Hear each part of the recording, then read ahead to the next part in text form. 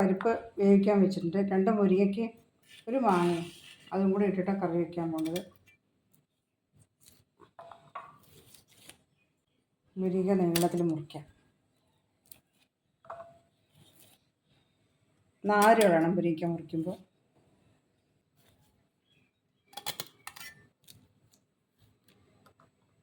മുരിങ്ങയ്ക്ക മുറിച്ച് കഴിഞ്ഞു.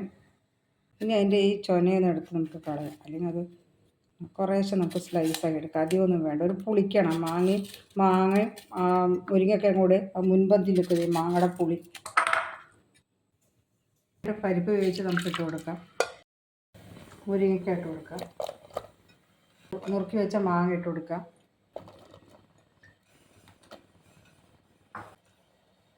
മുളക് പൊടി 1 സ്പൂണ്, മഞ്ഞൾപ്പൊടി 1/2 സ്പൂണ്, പാകത്തിന് ഉപ്പ്.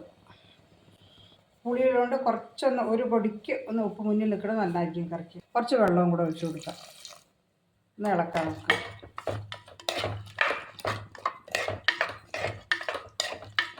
അടച്ച് വയ്ക്കാം. തേങ്ങ ചിരവി വെച്ചിട്ടുണ്ട്. തേങ്ങയിലേക്ക് കുറച്ച് ജീരകം കൂടെ നമുക്ക് ചേർത്തിട്ട് കൊടുക്കാം. കറി തിളച്ച് തുടങ്ങിയിട്ടുണ്ട്. കഷ്ണങ്ങളൊക്കെ നന്നായി വെന്തിട്ടുണ്ട്. മാങ്ങയൊക്കെ വെന്തിട്ടുണ്ട്. മുരിങ്ങക്കായൊക്കെ നമ്മുടെ വീട്ടിൽ തന്നെ ആയ കാരണം വെന്ത് ഉടഞ്ഞിട്ടൊന്നുമില്ല. തിള വന്നിട്ട് നമുക്ക് ഇനി കടുക് പൊട്ടിക്കാനായിട്ട് ഇത് മാറ്റി വയ്ക്കാം. കടുക് പൊട്ടിക്കാനായിട്ട് നമുക്ക് വെളിച്ചെണ്ണ ഒഴിച്ച് കൊടുക്കാം. കടുക് പൊട്ടിക്കാനായി കടുക്, കുറച്ച് ഉലുവ, ചെറിയ ഉള്ളി ചെറുതായി അരിഞ്ഞ് വട്ടത്തിലരിഞ്ഞ ചെറിയ ഉള്ളി ഒന്ന് മൂക്കണ വരെ നമുക്കൊന്ന് ഇളക്കി കൊടുക്കുക. അതിൻ്റെ കൂടെ കുറച്ച് കറിവേപ്പില,